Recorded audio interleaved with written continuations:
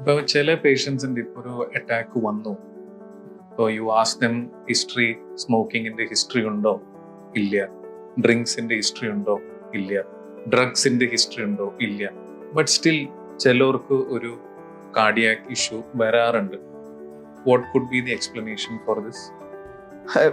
എന്നോട് വളരെ സാധാരണമായിട്ട് രോഗികൾ ചോദിക്കുന്ന ഒരു ചോദ്യമാണ്, ഡോക്ടറെ ഞാൻ ഹൃദ്രോഗം ഉണ്ടാകാൻ എനിക്ക് യാതൊരു സാധ്യതയില്ലല്ലോ, കാരണം ഞാൻ മദ്യപിക്കാറില്ല, പുകവലിക്കാറില്ല, എനിക്ക് പാരമ്പര്യമില്ല, എനിക്ക് കൊളസ്ട്രോൾ ഇല്ല, ഞാൻ എല്ലാ ദിവസവും വ്യായാമം ചെയ്യുന്ന ഒരാളാണ്, എന്തുകൊണ്ട് ഹൃദ്രോഗം ഉണ്ടായി?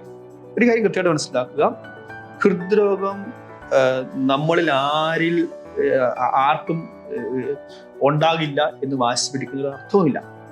നമ്മുടെ ജീവിത കാലഘട്ടത്തിൽ ഏതെങ്കിലും ഒരു കാലഘട്ടത്തിൽ നമുക്ക് ഉണ്ടാകാൻ സാധ്യതയുള്ള ഒരു രോഗമുണ്ടെങ്കിൽ, ഞാൻ ഒന്നുകൂടെ പറയുന്നു, നമ്മുടെ ജീവിത കാലഘട്ടത്തിൽ നമുക്കുണ്ടാകാൻ സാധിക്കുന്ന ഒരു രോഗമുണ്ടെങ്കിൽ ഏറ്റവും സ്റ്റാറ്റിസ്റ്റിക്കലി ഏറ്റവും കൂടുതൽ സാധ്യതയുള്ള രോഗം ഹൃദ്രോഗം തന്നെയാണ്.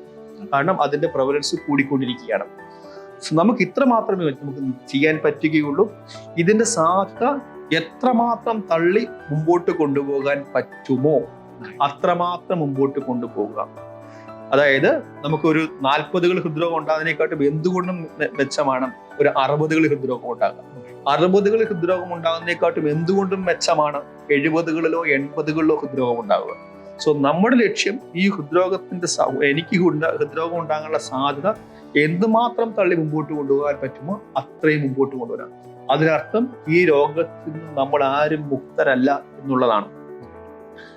നമുക്ക് ചെയ്യാൻ പറ്റുന്ന കാര്യം, ഒന്ന്, മുമ്പോട്ട് കൊണ്ടുപോകും സാധ്യത കുറയ്ക്കുക. സാധ്യത എന്തുമാത്രം നമ്മുടെ ജീവിതത്തിന്റെ അങ്ങേയറ്റത്തോടാക്കാൻ പറ്റുമോ അത്രയും കൊണ്ട്.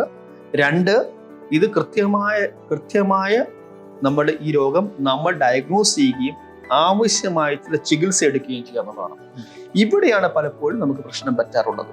കാരണം ഈ രോഗത്തെ നമ്മൾ അവഗണിക്കുന്നു. കാരണം നമ്മൾ വിചാരിക്കും നമുക്ക് ഈ രോഗം ഉണ്ടാകില്ല, അതുകൊണ്ട് നമ്മൾ ഇതിനെക്കുറിച്ച് കൺസേൺ ആകുകയേ വേണ്ട എന്നൊരു കാര്യത്തെക്കുറിച്ച്. അങ്ങനെയല്ല.